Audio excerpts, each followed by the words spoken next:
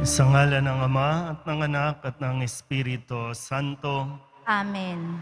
ang pagpapala ng kapayapaan mula sa Diyos na Ama natin at sa Panginoong Heso Kristo, naway sumainyo. At sumaiyo rin. Mga kapatid, sa ating bansa, ang Kwaresma ay pambansang araw ng mga migrante.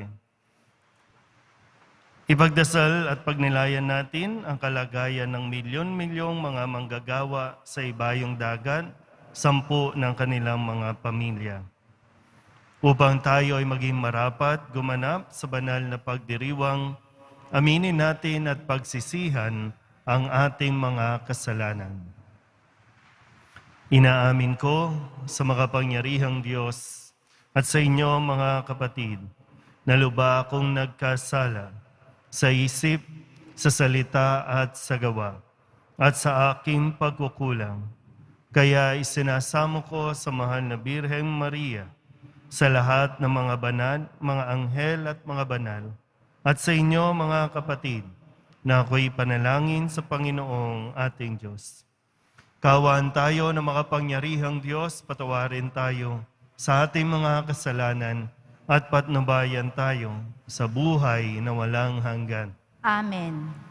Panginoon, kaawaan mo kami. Panginoon, kaawaan mo kami. Kristo, kaawaan mo kami. Kristo, kaawaan mo kami. Panginoon, kaawaan mo kami. Panginoon, kaawaan mo kami. Manalangin tayo. Ama naming makapangyarihan, sa taon-taong pagdiriwang ng paghahandang 40 araw para sa Pasko ng Pagkabuhay, kami nawa ay lalong umunlad sa pagtuklas sa hiwaga ng tagumpay ni Kristo upang masundan namin siya sa pamumuhay na marangal bilang tagapamagitan kasama ng Espiritu Santo magpasawalang hanggan. Amen. Magsiupo po ang lahat.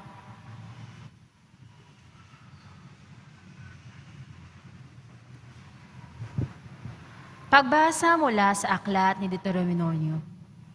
Sinabi ni Moises sa bayan, ang mga unang bunga ninyong iaalay ay kukunin ng saserdote at ilalagay sa harap ng altar. Pagkatapos ay sasaysayin nyo ito sa harapan ng Panginoon. Isang pagalagalang Arameo ang aming ninuno. Maliit ang kanyang sambahayan. Nang makapunta sila sa Ehipto upang doon makapamayan. Ngunit dumating ang panahon na ang kanya maging malaki at makapangyarihang bansa. Hindi mabuti ang ginawang pakikitungo sa amin ng mga Ehiptyo. Pinahirapan nila kami at inalipin. Kaya dumulog kami sa iyo, Panginoon, Diyos ng aming mga ninuno, at dinggin niyo kami, nakita ninyo ang aming pagdurusa, ang kahirapan at kahapihang dinaranas sa pamamagitan ng inyong makapangyarihan, nakakilakilabot na gawa ng mga kababalaghan. Inalis nyo kami sa Ehipto at dinala sa lupaing sagana sa lahat ng bagay. Kaya narito ngayon, Panginoon, ang unang bunga ng aming pananim sa lupaing binigay mo sa amin. Pagkasabi noon, ang dala ninyo'y ilalapag sa harap ng altar, saka kayo luluhod upang sambahin ang Panginoon. Ang salita ng Diyos. Salamat sa Diyos. Poon ko ako'y samahan sa dusa at kahirapan. Poon ko ako'y samahan sa dusa at kahirapan. Siyang naghahangad ng pagkukup ng kataas-taasan at nananatili sa kalingan niyong makapangyarihan. Makapagsasabi sa kanyang Panginoon, muog ka't tahanan. Ikaw ang aking Diyos, ang Diyos na tangi kong pinagkatiwalaan. Poon ko, ako'y samahan sa dusa at kahirapan. Di mo aabuting ika'y mapahamak at walang daratal. Kahit anong uring mga mahihirap sa iyong tahanan, Susuguin niya ang mga maraming anghel, silang susubaybay. Kahit saan ako'y ika'y maparoon, tiyak iingatan. Poon ko, ako'y samahan sa dusa at kahirapan. Sa kanilang palad ay itatayo ka. Silang magtataas nang hindi masasaktan ang mga paa mo sa batong matalas. Kahit ang tapakan mo ay leon, ahas na mabagsik, di ka maaano sa mga serpiente at liyong mababangis. Poon ko, ako'y samahan sa dusa at kahirapan. Ang sabi ng Diyos, aking ililigtas ang tapat sa akin, at iingatan ko ang sinumang taong ako'y kikilalanin. Pagkat siya'y tumatawag, laging handa ako na siya'y pakinggan. Aking sasamahan at kung may hilahil ay susukloholohan. Aking ililigtas at ang bawat isa ay pararangalan. Poon ko, ako'y samahan sa dusa at kahirapan.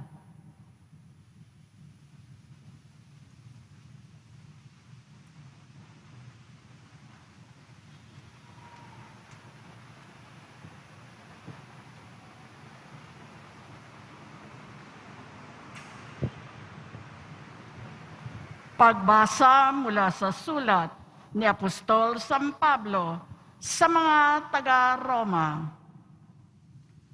Mga kapatid, ito ang sinasabi ng banal na kasulatan. Malapit sa iyo ang salita, nasa iyong mga labi at nasa iyong mga puso. Ibig sabihin, ang salitang ipinangangaral namin tungkol sa pananampalataya. Kung ipapahayag ng iyong mga labi na si Jesus ay Panginoon at mananalig ka ng buong puso na siya'y muling binuhay ng Diyos, maliligtas ka. Sapagkat nananalig ang tao sa pamamagitan ng kanyang puso at sa gayoy mapapawalang sala at nagpapahayag sa pamamagitan ng kanyang labi at sa gayoy naliligtas. Sinasabi ng kasulatan, hindi mabibigo ang sinumang nananalig sa kanya. Walang pagkakaiba ang katayuan ng Hudyo at ng Griego. Iisa ang Panginoon ng lahat at siya ang nagkakaloob ng kanyang kayamanan sa lahat ng tumatawag sa kanya. Sapagkat sinasabi sa kasulatan, maliligtas ang lahat ng tumatawag sa pangalan ng Panginoon. Ang salita ng Diyos. Salamat sa Diyos. Magsitayo po ang lahat.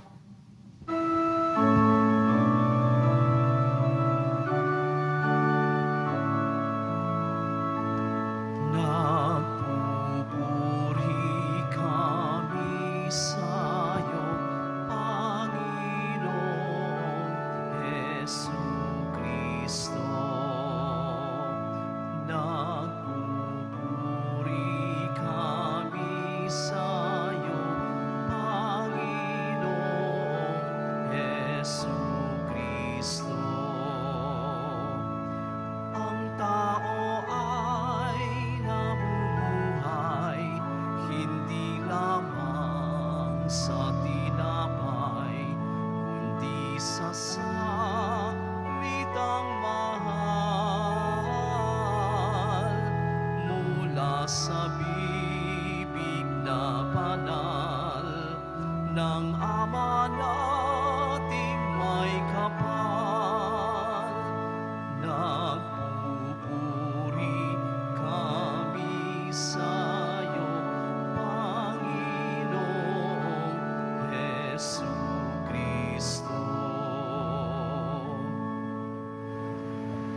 Sumainyo ang Panginoon. At sumaiyo rin. Ang mabuting balita ng Panginoon ayon kay San Lucas. Papuri sa iyo, Panginoon. Noong panahong iyon, umalis si Jesus sa Jordan puspos ng Espiritu Santo. Dinala siya ng Espiritu doon sa ilang, at sa loob ng 40 araw ay tinukso ng Diablo. Hindi siya kumain sa buong panahong iyon, kaya't gutom na siya. Sinabi sa kanya ng Diablo, "Kung ikaw ang anak ng Diyos, iutos mo na maging tinapay ang mga batong ito." Ngunit sinagot siya ni Jesus, "Nasusulat, hindi lamang sa tinapay nabubuhay ang tao."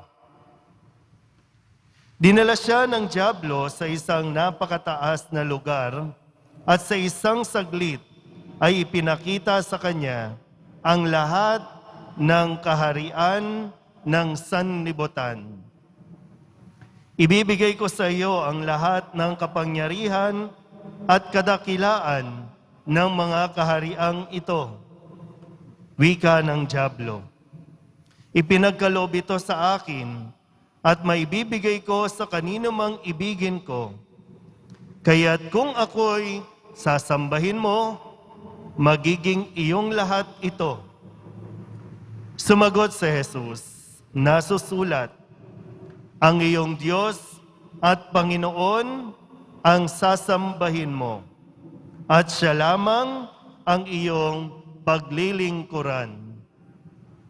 At dinala siya ng Diablo sa taluktok ng templo ng Jerusalem at sinabi sa kanya, "Kung ikaw ang anak ng Diyos, magpatihulog ka, sapagkat nasusulat, ipagbibili niya sa kanyang mga anghel na ingatan ka, at aalalayan kanila upang hindi ka matisod sa bato."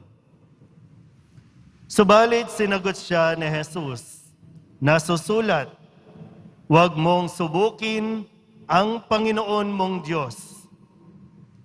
Pagkatapos siyang tuksohin ng Diablo sa lahat ng paraan, ito'y umalis at naghintay ng ibang pagkakataon.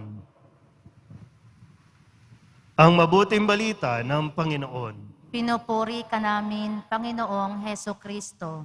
Magsiupo po ang lahat.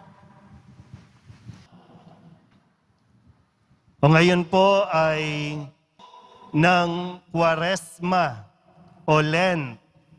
Kwaresma, 40 days. Yung atin pong, yung paanyaya sa atin ng ating liturhiya, ng ating pagdiriwang, ay magkaroon din tayo ng 40 days na pagninilay, 40 days na pag-aayuno, 40 days ng mas malalim na pakikipag-ugnayan sa Diyos. Kung paanong si Kristo sa ating Ebanghelyo ay dinala sa ilang at doon ay 40 araw na tinukso-tukso ng Diablo.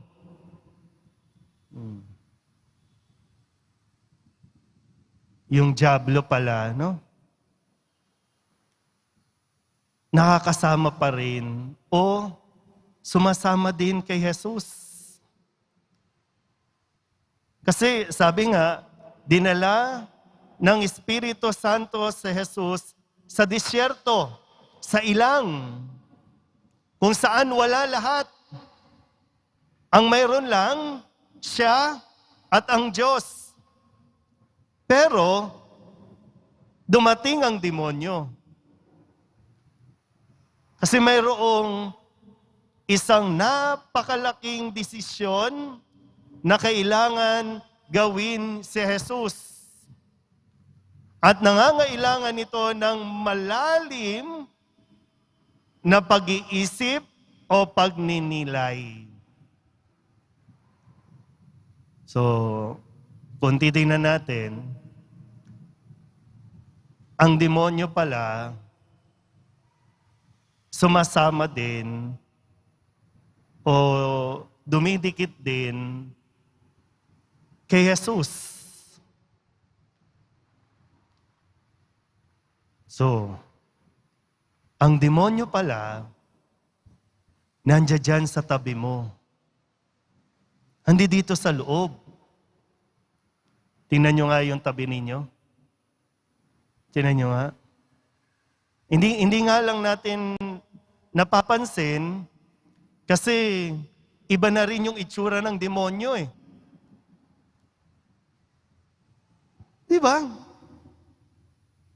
Parang kasi sa pelikula, di ba? Parang sa pelikula kapag yung demonyo, hindi makakapasok ng simbahan yan, di ba? No? Sa pelikula, mayroong shield. Pero mali eh. Kung titingnan natin, di ba? At susuriin natin ng mabuti, si Kristo nga hindi pinalagpas eh. Si Kristo laging binubulungan. Habang siya ay nagdarasal, habang siya ay nagugutom, andon, tinukso-tukso, di ba malinaw eh. Pag binabasa mo yung Biblia, malinaw. Doon, 40 araw din siyang tinukso-tukso, hindi siya tinantanan. Tinukso siya sa lahat ng paraan. Hindi nga lang nagpatukso si Jesus. Hindi nga lang siya bumigay.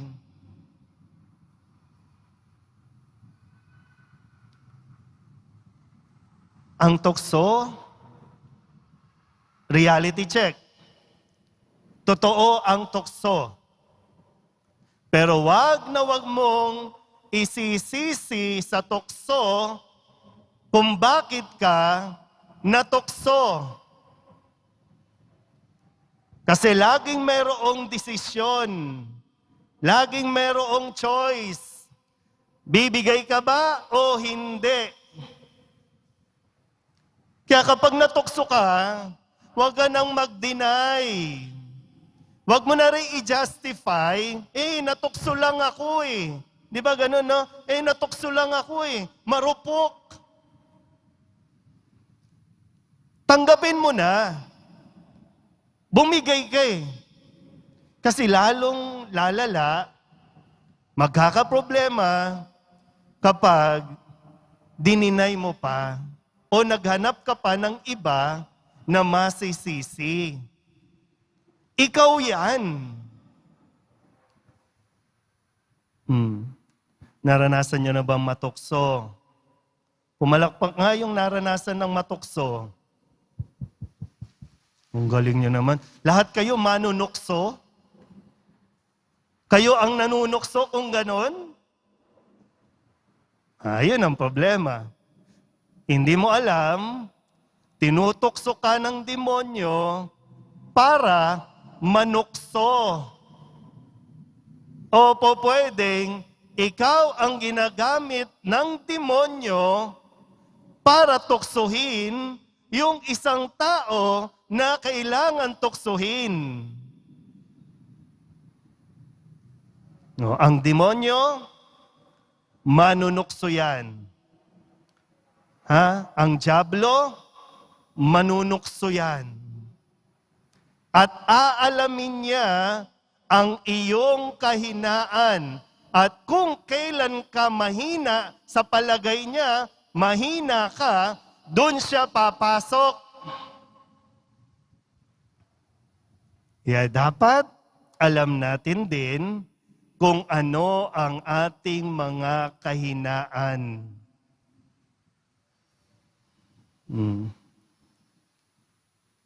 Alamin mo, hindi pwedeng susunga-sunga ka. Kasi ang demonyo, nag-iisip yan, matalino yan.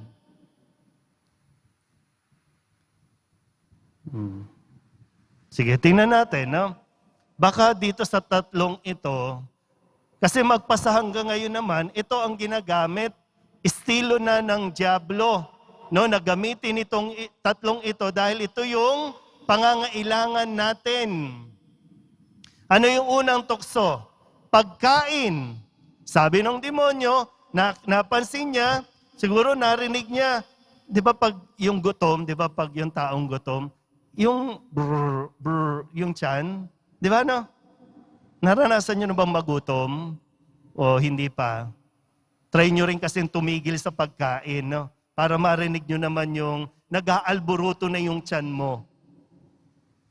Narinig ng demonyo yung tiyan, uy, pagkakataon ko na ito, nagugutom si Jesus. Sige nga, kung talagang anak ka ng Diyos, gawin mong tinapay ang batong ito. Sabi po, ang tuksong ito ay yung pleasure, yung masarap sa laman, masarap sa katawan.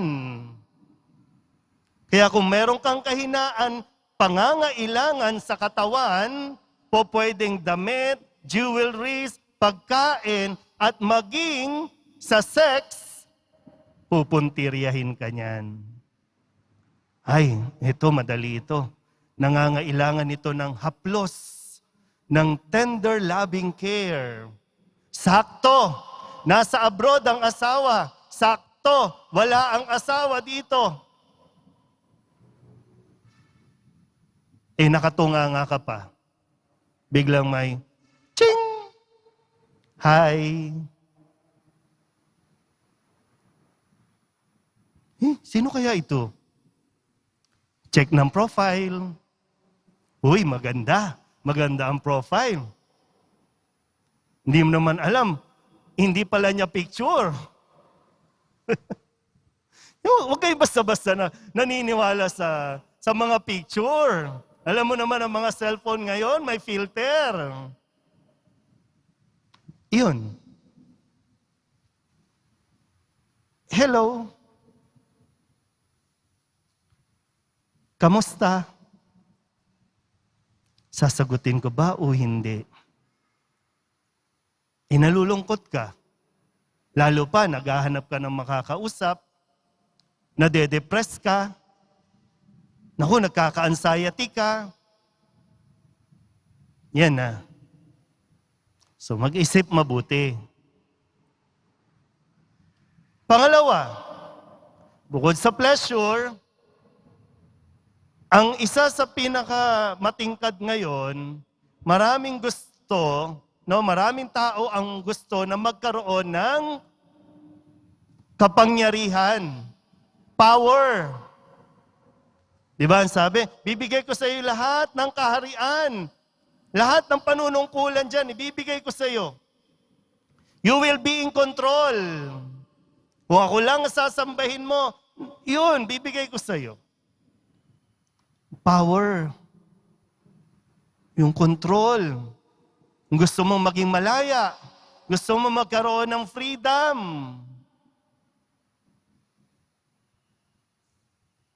Kaya ngayon, di ba, no? Ang daming nag-aagawan sa mga posisyon na available ngayon. Gagawin ng lahat, mumurahin, magsisiraan, para lamang sa kapangyarihan. Sasabihin nyo, hindi naman ako dyan, Father. Tingnan mo ugali mo. Kung paano ka nagiging demanding, abusive, kung paano mo kinokontrol ang mga tao sa paligid mo. Pangatlo, ang sabi, magpatihulog ka kasi iingatan ka ng mga anghel. Hindi ka masasaktan. Ano to? Pwedeng sa Ingles, prestige. Gusto mong sumikat. Gusto mong makilala. Kaya lahat, papampam. Lahat na lang pinopost. Para lang lahat naka-broadcast. Kapag may likes, tuwang-tuwa ka. Kapag walang nagla-like, nalulungkot ka. Kasi gusto mo ngang sumikat. Kaya lahat na lang, magbabra ka para mapansin ka sa social media. Kung ano-ano na lang. Alamin natin, saan tayo may pangangailangan.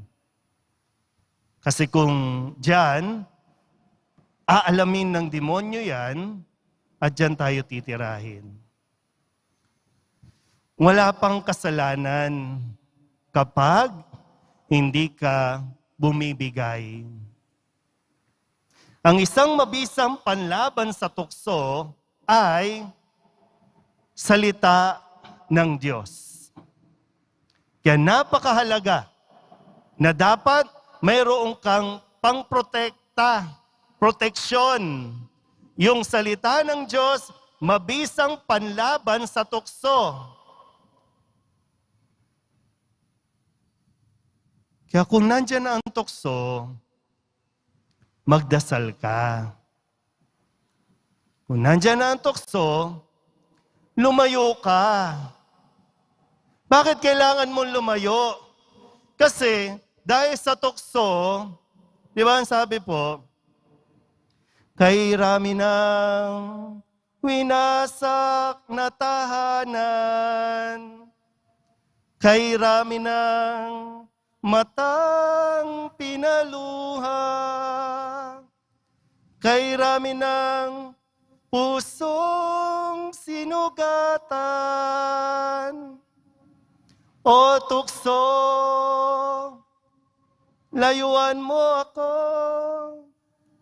Gusto nyo bang lumayo talaga ang tukso? Papalakpak-palakpak pa kayo dyan, sarap yung pektosan. Ang sinasabi, lumayo ka. Hindi ka lumalayo. Ini-entertain mo pa. Naku-curious ka pa. Sa mga kabataan na naririto, yung mga porn, nandyan lang yan sa social media. Kung hindi mo papasukin, hindi mo makikita yan. Paarte-arte pa kayo, sabihin niyo pa, natukso lang ako. Eh maya't maya ka naman, bukas, balik ka ng balik. Kasalanan ba ng katabi mo kung maganda yan? Subukan mo, tanggalin mo yung face mask. Kasalanan ba ng alak? Na alak siya? Nagsasalita ba yung alak? Ay, tinatawag ako. Ang tukso, nagiging kasalanan kapag bumigay ka. Kapag nagpatukso ka sa mga pangako niya na makakalimot ka, na magiging masaya ka, na magiging okay ka, mag-isip-isip ka muna ng mabuti bago ka pumayag. Bago ka mag-like, share, and subscribe. Hayaan mo lang siya dyan. Kailangan ikaw magpakatatag ka. Protektahan mo ang iyong sarili ng mga salita ng Diyos para kung mayroong tukso, kahit maghubad pa yan dyan, walang mangyayari dyan kung hindi ka papayag. Malinaw ba yun? Uy, na naman kayo eh. Tinutokso na kayo dyan. Matulog ka. Pumikit ka. Ngayon, tinutokso na kayo dyan. Buksan mo cellphone mo, Dali, may latest ngayon, Mare, may latest.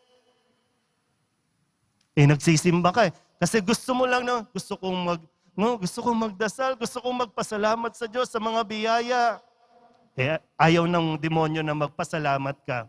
Kaya, nagbabibrate. Sinilent mo nga, nagbabibrate naman. Tandaan nyo, ang demonyo, sasamahan ka kahit saan ka magpunta.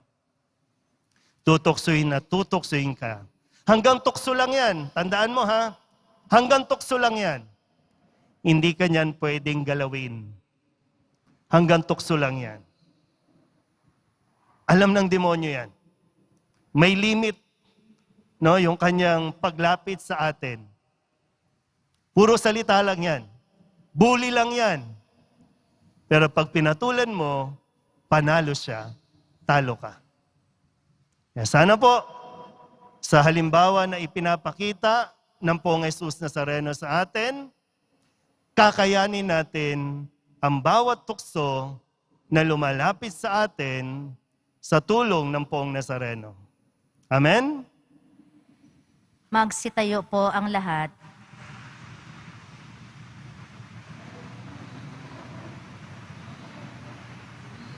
Ipahayag natin ang ating pananampalataya. Sumasampalataya ako Sa Diyos amang makapangyarihan sa lahat, na may gawa ng langit at lupa, sumasampalataya ako kay Hesu Kristo, iisang anak ng Diyos, Panginoon nating lahat. Nagkatawang tao siya, lalang ng Espiritu Santo. Ipinanganak ni Santa Mariang Birhen, pinagpakasakit ni Poncio Pilato, ipinako sa krus na matay inilibing, nanaog sa kinaroroonan ng mga yumao, nang may ikatlong araw na buhay na mag-uli, umakyat sa langit, naluklok sa kanan ng Diyos amang makapangyarihan sa lahat. Doon magmumulang paririto at huhukom sa nangabubuhay at nangamatay na tao. Sumasampalataya naman ako sa Diyos Espiritu Santo, sa banal na simbahang katolika, sa kasamahan ng mga banal, sa kapatawaran ng mga kasalanan, sa pagkabuhay na muli ng nangamatay na tao, at sa buhay na walang hanggan. Amen. Hinihiling namin sa iyo ngayon, Ama, na patuloy mo kaming gabayan upang mapaglabanan namin ang mga tukso sa aming buhay. Buong tiwala kaming dumadalangin. Panginoon, patatagin mo kami sa iyong pag-ibig. Panginoon, patatagin mo kami sa iyong pag-ibig. Para sa mga namumuno sa simbahan, makasumpong nawa sila ng lakas kay Jesus na tinukso sa disyerto. Sa tuwing sila'y nasa bingit ng pagsuko sa tuksong mamuhay ng taliwas sa Ebanghelyo, manalangin tayo. Panginoon, patatagin mo kami sa iyong pag-ibig. Para sa mga namumuno sa aming pamahalaan, pukawin mo nawa sila ng iyong dakilang pag-ibig upang gamitin nila ang kaban ng bayan sa mga programang naglalayon ng ikabubuti ng lahat. Manalangin tayo. Panginoon, patatagin mo kami sa iyong pag-ibig. Para sa mga Pilipinong migrante, huwag nawa silang tumalikod. Pagkos, itaguyod nawa nila ang kanilang kulturang Pilipino at pananampalatayang Kristiyano. Manalangin tayo. Panginoon, patatagin mo kami sa iyong pag-ibig. Para sa mga naghahanda para sa pagtanggap ng binyag, tulad ng ating Panginoong Hesus, lagi nawa naming piliin ang tama, mabuti at kalooban ng Diyos sa tuwing humaharap kami sa tukso ng demonyo. Manalangin tayo. Panginoon, patatagin mo kami sa iyong pag-ibig. Para sa kapatid naming pumanaw, kahabagan mo nawa sila upang ganap silang makasapit sa buhay na walang hanggan. Manalangin tayo. Panginoon, patatagin mo kami sa iyong pag-ibig. Idulog din natin sa Panginoon ang ating mga personal na kahilingan at mga panalangin para sa ating mga pamilya. Ganon din ang lahat ng mga misang pasasalamat, espesyal na intensyon at mga kaluluwa na hinihiling na ipagdasal sa misang ito.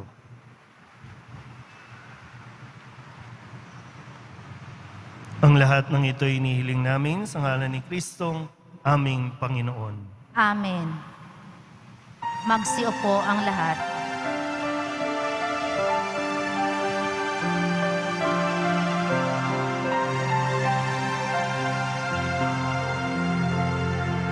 Sa'yo, Ama, aming handog ang tinapay at alak na ito, handog ng iyong bayang sumasabot,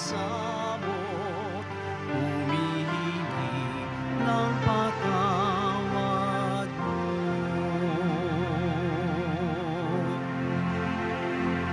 Magsitayo ang lahat. Manalangin kayo mga kapatid upang paghahain natin ang kalugdan ng Diyos sa mga makapangyarihan. Tanggapin nawa ng Panginoon itong paghahain sa iyong mga kamay, sa kapurihan niya at karangalan, sa ating kapakinabangan, at sa buong sambayanan niyang banal. Ama naming lumikha, gawin mong kami maging marapat maghain sa pagdiriwang namin ngayon ng pagsisimula ng banal na panahon ng 40 araw na paghahanda para sa Pasko ng pagkabuhay sa pamamagitan ni Jesucristo kasama ng Espiritu Santo magpasawalang hanggan.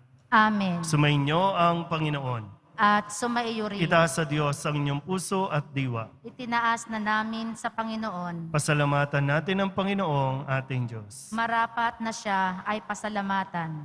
Ama naming makapangyarihan, tunay ngang marapat na ikaw ay aming pasalamatan sa pamamagitan ni Jesucristo na aming Panginoon.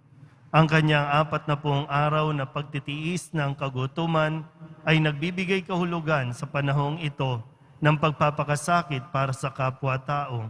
Ang pagtalikod niya sa tuksong maging makasarili ay nagtuturo sa aming harapin ang pagpapakabuti upang kaysa niya'y maging malaya kami sa pagdulog sa hapag ng huling hapunan na siyang hantungan ng lahat sa kalangitan.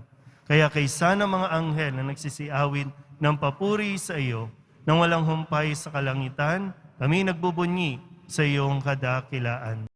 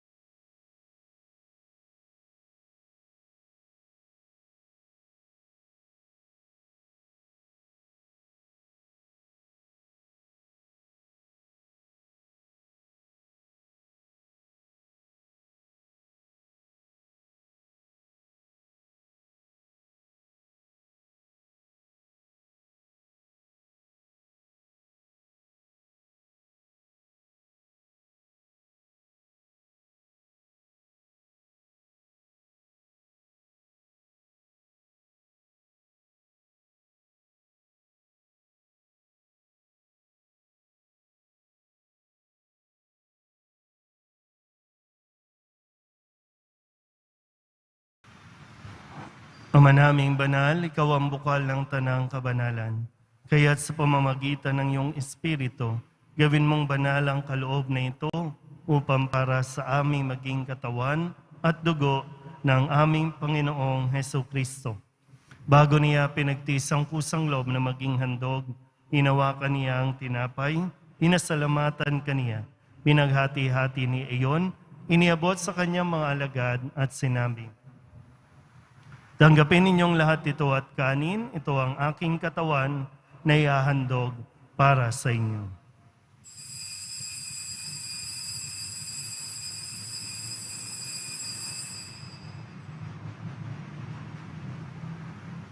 Gayun din naman nang matapos ang hapunan, hinawakan niya ang kalis, muli kaniyang pinasalamatan. Iniabot niya ang kalis sa kanyang mga alagad at sinabi, tanggapin ninyong lahat ito at inumin. Ito ang kalis ng aking dugo, ng bago at walang hanggang tipan. Ang aking dugo na ibubuhos para sa inyo at para sa lahat, sa ikapagpapatawad ng mga kasalanan. Gawin ninyo ito sa pag-alaala sa akin.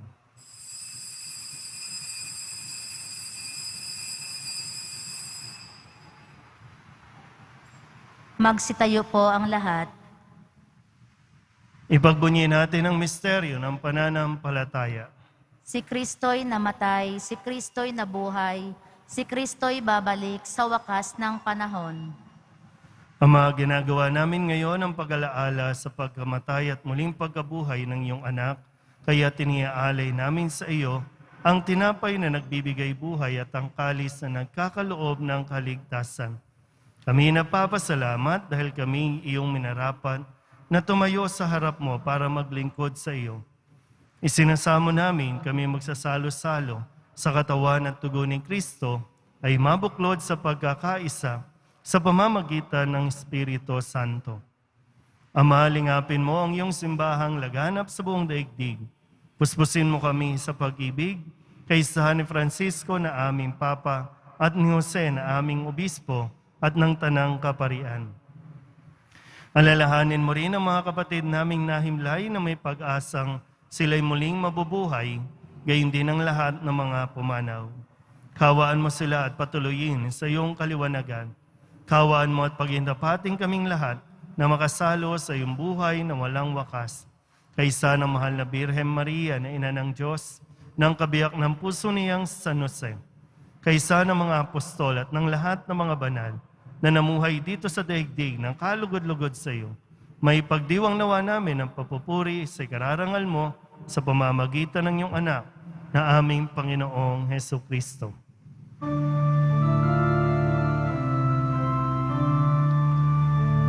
Sa pamamagitan ni Kristo, kasama niya at sa Kanya, ang lahat ng parangal at papuri ay sa iyo, Diyos Ama, makapangyarihan, kasama ng Espiritu Santo, magpasawalang hanggan. Amen, amen, amen, amen.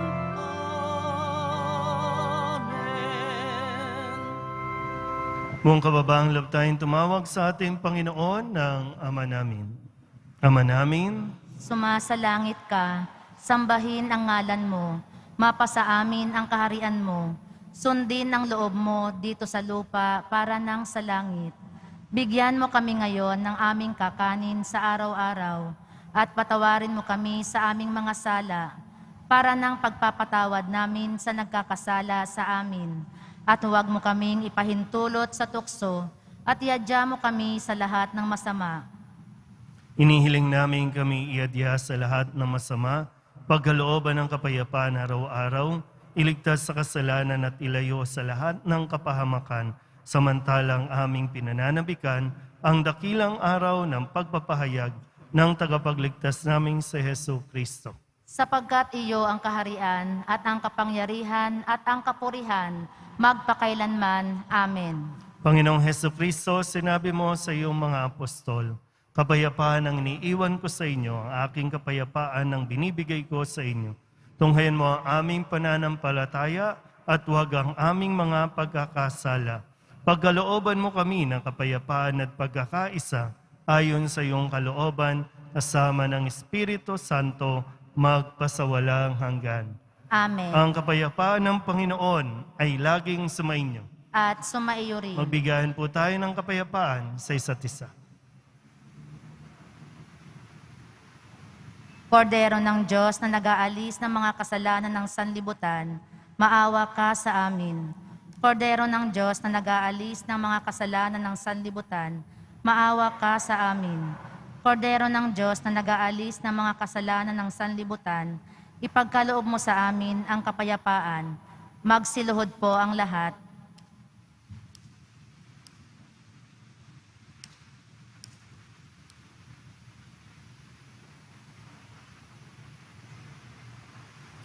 Ito ang kordero ng Diyos. Ito ang nag-aalis ng kasalanan ng sanlibutan. Mapalad ang mga inaanyahan sa kanyang piging. Panginoon, hindi ako karapat-dapat na magpatuloy sa iyo, ngunit sa isang salita mo lamang ay gagaling na ako.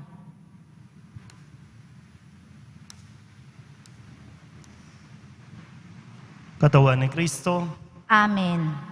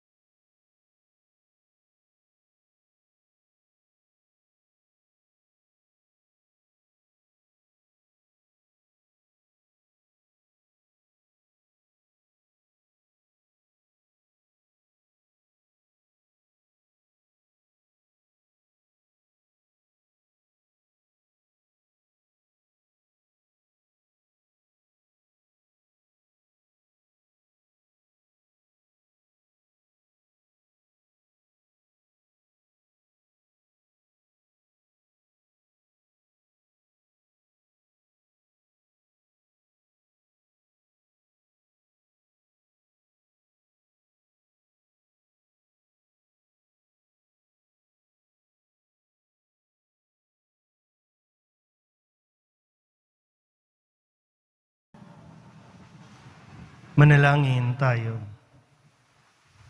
Magsitayo po ang lahat. Ama naming mapagmahal, kaming pinapakinabang mo sa pagkaing iyong bigay ay tumatanggap ng pampalakas ng pananampalataya, pampatibay ng pag-asa at pampaalab ng pag-ibig. Matutuhan nawa naming damahin ang gutom at pananabik sa tunay na pagkaing nagbibigay buhay upang kami makapamuhay sa bawat salita na namumutawi sa iyong bibig sa pamamagitan ni Jesucristo kasama ng Espiritu Santo, magpasawalang hanggan. Amen. Pamamagitan ng krus, ang walang maliw na pag-ibig ng Diyos sa sangkatauhan, pakinggan mo ang kahilingan ng iyong angka na nagsusumamo sa iyo. Makamtanawa nila ang iyong katugunan at tanggapin ang kasagutan na may utang na loob na tinatanaw. Basbasan din po ninyo mga dala-dala nila mga imahin at dasalan at lahat ng mga may karamdaman. Sa pamamagitan ng bendisyon na ito, naway maalala nila ang mga pangako nila noon sa binyag na ikaw ang kanilang iibigin at paglilingkuran bilang Panginoon magpasawalang hanggan. Amen. At pagpalain kayo ng makapangyarihang Diyos, Ama at Anak at Espiritu Santo. Amen. Umayo kayong taglayang kapayapaan ng Poong Jesus Nazareno. Salamat sa Diyos. Magandang hapon po.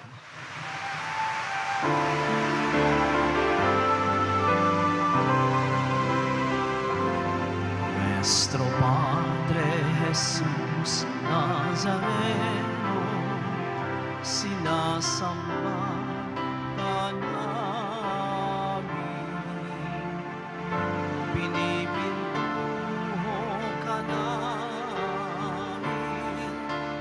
aral mo ang aming buhay at kaligtasan. Nuestro Padre Jesús Nazareno, iligtas mo kami sa kasalanan. Ang krus mong kinamatayan ay sagisag ng aming kaligtasan.